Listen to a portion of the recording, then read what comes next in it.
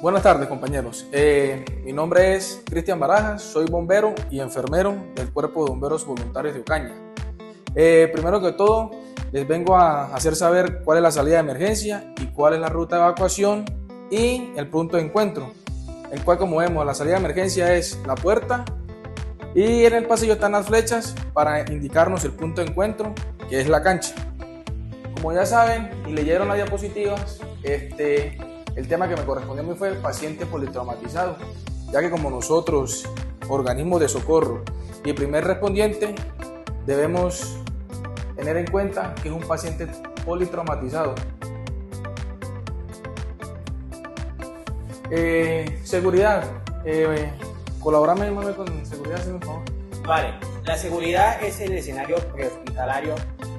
Comenzará por la valoración del medio ambiente que rodea al paciente, incluyendo puntos como lugar del evento, cómo ocurrió el accidente y condiciones de lo ocurrido. Ok, como dice ahí, entonces tenemos que evaluar el escenario, donde empezará a comenzar la atención prehospitalaria, mirar el ámbito que nos rodea del paciente, incluyendo los puntos, y preguntar el lugar del evento, cómo ocurrió el accidente y condiciones de lo ocurrido, etc. ¿Qué es atención prehospitalaria de un paciente?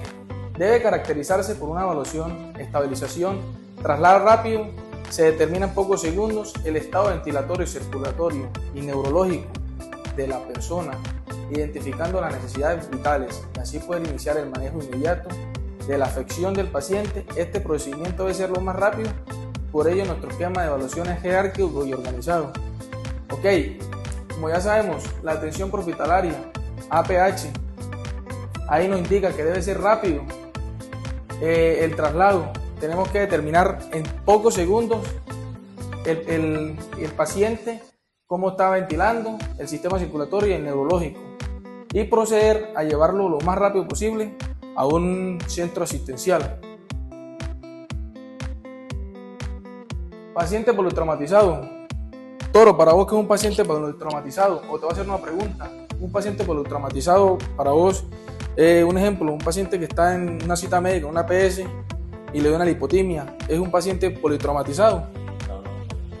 Ok, no es un paciente politraumatizado. Como ahí nos dice, todo paciente politraumatizado es que sufrió un accidente de tránsito, tuvo una caída de aproximadamente 3 o 4 metros, que comprometa, ojo, que comprometa 2 o más organismos, o bien que comprometa un organismo que ponga en peligro su vida.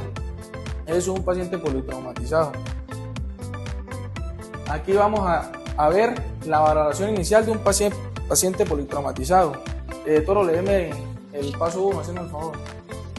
Primero, cuando hablamos de una valoración inicial, nos referimos a que el paciente en menos de 60 segundos se le debe identificar las lesiones que comprometan su vida. Ok, como dice ahí, nosotros llegamos al lugar del accidente en X o Y lugar, vemos a la víctima. En 60 minutos tenemos que saber identificar las lesiones que comprometan su vida. La 2, Manuel. 2.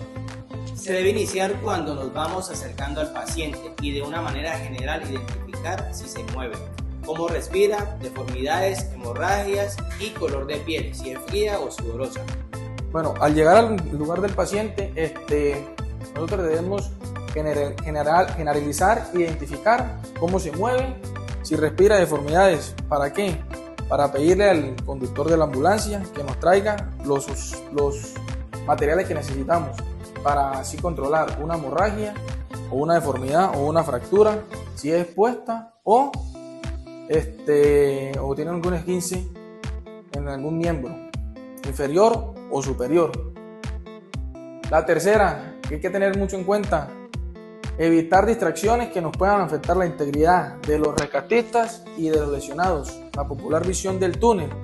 Ok, nosotros llegamos a atender un paciente, nos vamos, más que todo, nos enfocamos en atender al paciente, no miramos qué nos rodea, qué distracciones o qué nos pueden afectar en la integridad de nosotros. Eso tenemos que tenerlo muy en cuenta, porque si no miramos la escena del lugar del accidente, nos puede generar un accidente súper más grande que el que teníamos. Aquí vamos a ver el protocolo X, A, B, C, D y E del trauma. Ahí dice, define en forma específica la prioridad que se debe seguir para evaluar y manejar los pacientes traumatizados. En el paciente con trauma severa es fundamental recibir tratamiento definitivo dentro de la primera hora, ya que cada minuto que pasa disminuye las probabilidades de que sobreviva. Esto es conocido como la hora dorada, dentro del cual el reanimador tiene algunos minutos para dar soporte en el lugar e iniciar el traslado a un centro especializado. A continuación, vamos a ver en imágenes qué significa cada letra. Bueno, cada letra significa: la X es control de hemorragia exaginante, la A es que tenemos que controlar la vía aérea permeable con el control cervical, la B es aporte de oxígeno con mascarilla no recirculación, y la C es control de otras hemorragias, D déficit neurológico, y la E exposición de control de hipotermia. A continuación vamos a ver qué significa cada letra y qué debemos hacer. La X, hemorragia exaginante y control del sangrado. En la X es prioridad con la contención de la hemorragia externa grave con compresión directa y vendaje compresivo. El control rápido de la pérdida de sangrado es uno de los objetivos más importantes del cuidado del paciente con trauma para prevenir la tríada de la muerte, acidosis y coagulopatía e hipotermia. Siempre que vamos a llegar a un paciente algún accidente de tránsito, vamos a enfocarnos siempre en la hemorragia. Nos dice que la hemorragia es lo primordial. Tenemos que controlar la hemorragia, como bien nos dice ahí, con un vendaje compresivo o con presión directa para controlar más rápido el sangrado. Y ahí sí, vamos al siguiente paso, que es la permeabilidad de la vía aérea y el control cervical. Aquí tengo un paréntesis. Antes, en la edición anterior, siempre nos enfocábamos primero en permeabilidad de la vía aérea y el control cervical.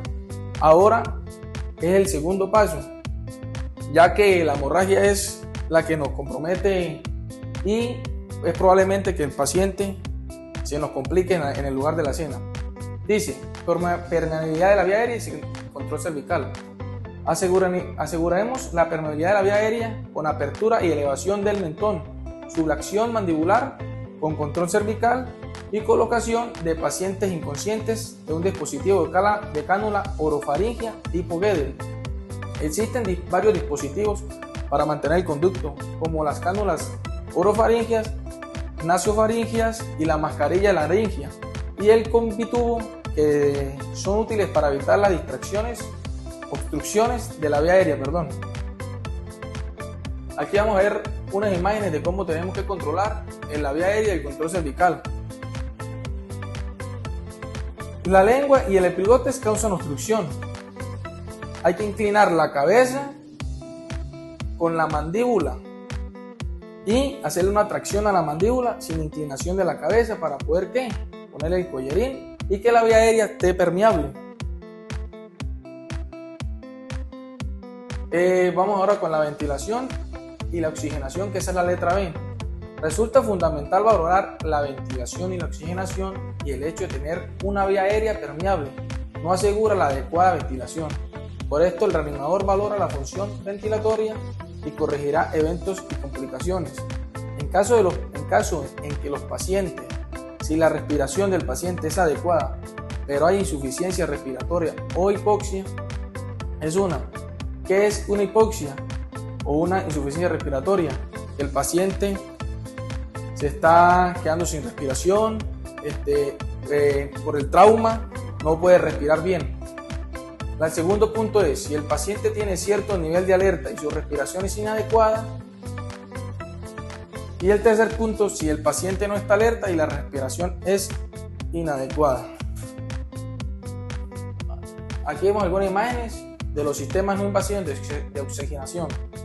La famosa cánula nasal, la máscara la mascarilla con bolsa reservorio y el Venturi. El Venturi maneja varios porcentajes, el azul es el 24%, el amarillo el 28%, el blanco el 31%, el verde el 35% y el 40% es el gris y el 50% el naranja.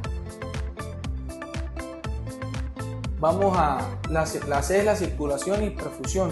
Aquí la C que vamos a hacer, a controlar las hemorragias que ya habíamos controlado y mirar las hemorragias internas que no nos vayan a comprometer, que el paciente entre en un shock, así como la canalización de un acceso venoso. O sea que es, si el paciente me pierde a mí una gran cantidad de sangre, tenemos que canalizar el paciente con acceso venoso y administrar el mismo volumen que me perdió de sangre. ¿Para qué? Para que el paciente no se me vaya a descompensar. Después de eso, ¿qué tenemos que hacer? Evaluar el pulso, la frecuencia y la calidad y la regularidad. ¿El pulso qué nos da? Nos da la frecuencia cardíaca. Ahora vamos con la coloración de la piel. La tonalidad de la piel indica perfusión y la oxigenación tisular. Una piel cianótica es una piel azulada, revela pobre oxigenación pulmonar, y una piel pálida puede indicar la vasoconstricción periférica. Puede ser una anemia o una interrupción de la irrigación de la sangre. Aquí vamos a ver la temperatura de la piel. Manuel, hazme el favor ahí. Temperatura de la piel. Un paciente frío es un paciente mal perfundido. La temperatura disminuye por la distribución de flujos sanguíneos hacia los tejidos de mayor importancia como mecanismos de compensación del shock. Llenado capilar. El tiempo del llenado del lecho ungueal normal es menor a 2 segundos. Si este es mayor, podría indicar baja perfusión tisular, pero este signo por sí solo es posible indicar, ya que influye con otros factores como edad, temperaturas frías, fármacos, entre otros. Ok, entonces aquí nos dice que si el llenado del lecho lingual es menor que 2 segundos, el paciente podría indicar una baja perfusión y entrar en complicaciones. Aquí en la imagen vemos. Bueno, compañeros, entonces vamos a hacer lo siguiente, una pausa activa. Vamos a ponernos todos de pie, háganme el favor. Y van a decir todo lo contrario de lo que yo voy a decir. Negro. Blanco. Abajo. Arriba. Derecha. Izquierda. Perro. Gato. Pato. Pata. Bueno, vamos, sentémonos y vamos a seguir con la capacitación. Bueno, compañeros, sigamos a la siguiente diapositiva. Es la letra D, que significa el déficit neurológico. Como dice ahí, el nivel de conciencia y neurológico del paciente puede ser evaluado correctamente mediante la aplicación de estímulos, pellizcos, apretón o sonido, describiendo la respuesta del paciente mediante el uso acrónico. La A, la V, la D y la I, ¿qué quieren decir? La A se encuentra en un estado de alerta. V responde a estímulos verbales. La D responde a estímulos dolorosos. Y la I es un paciente que está inconsciente. Vamos ahora a ver la escala de Glasgow, que nos permiten el grado del compromiso neurológico. Esto se realiza en el trauma craneoencefálico y respuesta pupilar. Como vemos aquí en la escala de Glasgow, vemos 3 opciones: abertura ocular, respuesta verbal y respuesta motriz. Tiene una descripción cada una y tiene un valor también. Entonces, vamos a ver, la abertura ocular espontánea tiene un valor de 4, voz tiene un valor de 3, dolor tiene un valor de 2 y ninguna tiene un valor de 1. La respuesta verbal también tiene orientada, valor de 5, confusa, un valor de 4, inapropiada, un valor de 3, sonidos, un valor de 2 y ninguna, un valor de 1. Respuesta motriz: obedece, tiene un valor de 6, localiza, tiene un valor de 5, retirada, tiene un valor de 4, flexión, tiene un valor de 3, extensión, tiene un valor de 2 y ninguna tiene un valor de 1. Aquí vamos a ver, les voy a dar un paréntesis, un paciente aparentemente que esté estable siempre va a tener un rango 15 de 15. Y un paciente complicado tiene un valor de 15 sobre 7. ¿Ok? Ok. Ahora vamos a ver el reflejo pupilar. Toro, hazme el favor. Luego de evaluarse el estado de las pupilas, tamaño, simetría, reactividad a la luz, velocidad de la respuesta fotomotora, existen numerosos fármacos y situaciones que pueden alterar tanto el tamaño como la reactividad, a la luz de las pupilas. Bueno, el reflejo pupilar tiene 3 grupos, que son la isocoria, la miosis, la midriasis y la anisocórica. La isocoria, pupilas de igual tamaño, que son normales a 2 milímetros de diámetro. La miosis es la contracción excesiva de las pupilas, o sea, más pequeñitas, que pueden causar por una intoxicación por insecticida o drogas. La midriasis es dilatación excesiva de las pupilas, que es por falta de oxígeno, intoxicación por alcohol industrial. Y la anisocoria es pupilas de tamaños desiguales. Puede haber una grande y una pequeña, que compromete un daño cerebral o una TCE o una SV. Exposición y control de la hipotermia. Manuel, hazme el favor. Exposición y control de la hipotermia. Inicialmente, retirar solo la ropa necesaria para determinar la presencia o ausencia de un trastorno o lesión. Para la pesquisa de la lesión que pudieran estar ocultas, es importante exponer completamente al paciente con trauma, dentro de lo posible en el sitio, protegiendo el ambiente y de miradas indiscretas. Si bien se considera adecuado contar y rasgar toda la vestimenta del paciente, no debemos permitir que se enfríe para prevenir hipotermia.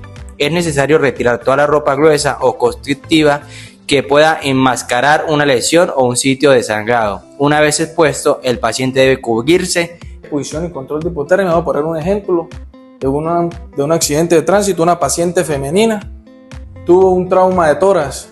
Nosotros ahí vamos a retirar solamente si lleva una chaqueta por encima de su blusa o su brasier. ¿Por qué? Porque no debemos cortar el brasier en lugares de la escena. Lo debemos que hacer preferiblemente dentro de la ambulancia para adquirir y mirar el trauma de tórax que comprometa a la paciente. Y después de retirar toda la ropa que tengamos, hay que volverla a cortar. Y luego la cubrimos con una sábana o alguna cobija. A continuación les voy a dejar una frase. Tengan presente a identificar un paciente crítico, no por prolongar el tiempo en procedimientos en el ámbito hospitalario, ya que puede necesitar una intervención quirúrgica inmediatamente.